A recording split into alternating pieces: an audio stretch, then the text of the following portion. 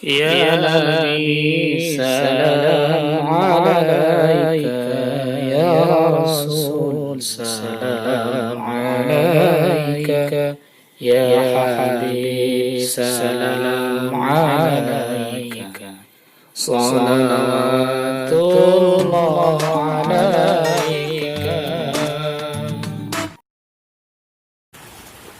Assalamualaikum warahmatullahi wabarakatuh.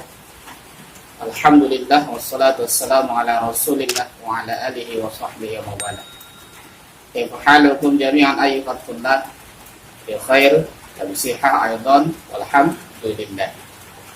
Pada kesempatan ini kita akan melanjutkan materi pelajaran kita, yaitu berkaitan dengan pelajaran bahasa Arab.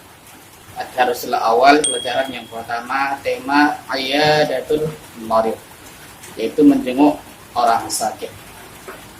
Di beberapa pertemuan yang sudah lalu kita sudah membahas beberapa materi yang berkaitan dengan tema kita ini.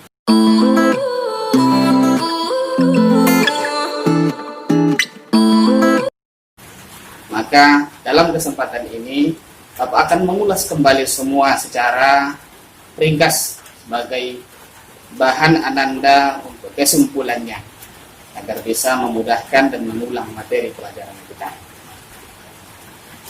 Dalam pelajaran ini ada yang namanya mufradat, kosakata, kemudian ada namanya hiwar, percakapan, ada juga yang berbentuk dengan qiraah, bacaan ataupun teks, kemudian ada at-tarkib, yaitu cara menyusun pola kalimat ataupun struktur kalimat.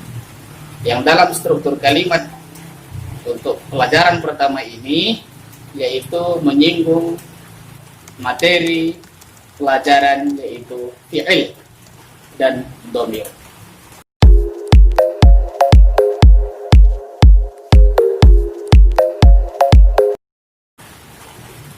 Fi'il adalah kata kerja, sedangkan dhamir adalah kata ganti. Kata kerja ini atau fi'il ini ada tiga, yaitu fi'il madhi, fi'il mudhari, dan fi'il amar. Fi'il madhi kata kerja yang sudah lalu, contoh fahasa, amila, istaqbala, ja'a. Itu contoh-contohnya. Yang kedua, fi'il mudhari adalah kata kerja yang sedang berlangsung, yang dalam pelaksanaannya sedang kita lalui, sedang kita laksanakan, yaitu dari fahasa yafhasu, dari ja'a yaji'u, dari amila ya'malu, dari kata fi'il madhi istaqbala yastaqbilu. Itu contoh-contohnya. Kemudian yang ketiga adalah fi'il amar. Fi'il amar ini adalah kata kerja yang digunakan untuk perintah. Kita menyuruh seseorang, apakah dia menyuruh duduk, menyuruh berdiri, menyuruh belajar, menyuruh membaca, menulis, ada kata kerja yang berbentuk perintah, yaitu namanya fi'il amar. Masanya ya tentu setelah kata kerjanya itu, ucapan perintahnya itu, bahasa perintahnya itu kita ucapkan, yaitu fi'il amarnya itu kita sebutkan, maka dilaksanakanlah pekerjaannya. Berarti masa ataupun waktu pelaksanaan dari fi'il amar adalah akan datang. Jadi kesimpulannya, kata kerja membutuhkan waktu, dan waktunya ada tiga. Sudah berlalu fi'il madhi, sedang berlangsung fi'il mudhari, yang akan datang itu fi'il amar yang berbentuk dengan perintah. Dari kata fahasa menjadi ifhas, ja'a ji. Dari kata amila i'mal, dari kata istaqbala menyambut istaqbil, dan lain sebagainya.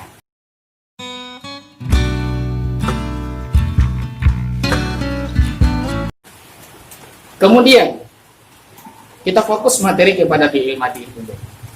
Fi'il madhi perlu kita ingat kembali bahwa setiap ada fi'il harus ada fa'il. Fi'il adalah kata kerja, fa'il pelaku. Berarti ada kata kerja, ada yang melakukan. Dalam bahasa Arab yang melakukan namanya fa'il. Fa'il ini ataupun pelaku ini ada yang laki-laki, ada yang perempuan. Kalau laki-laki disebut dengan mudzakkar. Kalau perempuan disebut dengan muannas. Maka fi'il madi ketika fa'ilnya pelakunya mudzakkar dan satu orang tidak ada perubahan. Contoh fahasa at-tabibu. Maaf. Fahasa at-tabibu. Dokter telah memeriksa. Kemudian kalau fa'ilnya itu berbentuk muannas, kata pelakunya berbentuk perempuan, maka fi'il madinya ditambah dengan tasukun di depan ataupun di ujung dari kata fi'il madinya. Fahasat tambah dengan tasukun menjadi fahasat. Fahasat at-tabibatu. Dokter perempuan telah memeriksa. Itu contohnya. Itu perbedaan ataupun perubahan fi'il madi dilihat dari segi jenis pelakunya.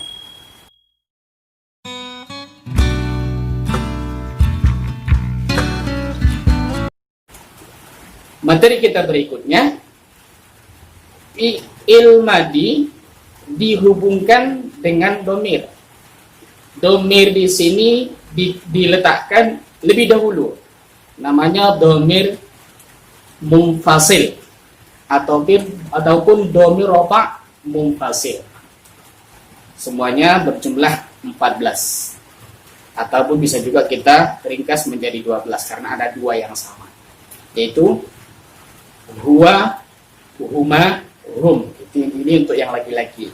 Untuk perempuan, hiya, huma, hunna. Dua humanya ya. Berarti kalau jadikan satu menjadi kurang satu jadi 5 nanti. Sementara 6. Kemudian anta, antuma, antum. Anti, antuma, antunna. 6 juga. 6 tambah 6, 12. Dua lagi, ana, nahnu. Saya dan kita. Itu mutakallimnya. Yang ke-14 domir ini, kata kerja ini diringkas menjadi 3 macam, yaitu domir dhaif, orang yang ketiga, domir mukhatab, orang yang kedua, domir mutakallim, orang yang pertama, kita sendiri. Siapakah domir mukhatab? Orang yang ada di hadapan kita, yang menjadi teman kita berbicara ataupun lawan bicara kita. Sedangkan domir ghaib adalah orang yang kita bicarakan, tidak hadir di tempat. Dia, mereka, keduanya, itu semua disebut dengan domir ghaib. Kalau untuk laki-laki, kalau untuk perempuan, domir ghaibah. Itu domir dan fi'il madi. Kalau kita gabungkan seperti apa perubahannya, Anda lihat bentuk-bentuk berikut ini. Nah, ini dia salah satu contoh perubahan bentuk fi'il madi ketika didahului dengan domir yang 14 macam ini.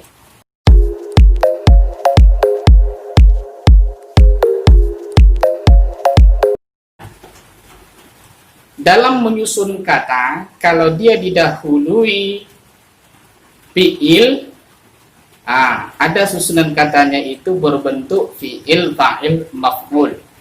Ataupun ada predikatnya, ada subjeknya, ada objeknya. Ada juga fi'il itu tidak membutuhkan objek. Kalau fi'il yang membutuhkan objek itu namanya fi'il bina muta'addi.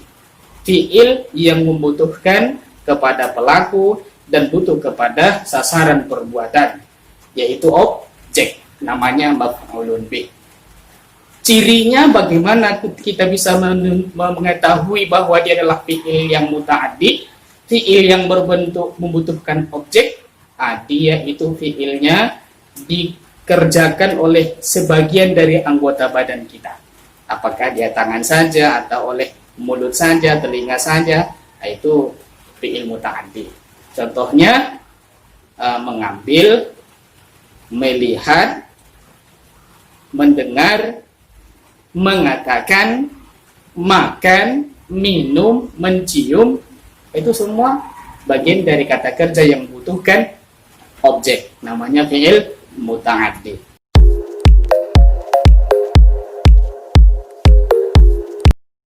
Kemudian yang kedua adalah kata kerja yang tidak membutuhkan kepada objek, namanya fi'il bina lazim.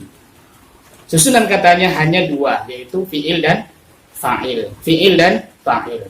Kalau muta'addi, fi'il, fa'il, maf'ulun bih. Sedangkan lazim, fi'il, fa'il saja.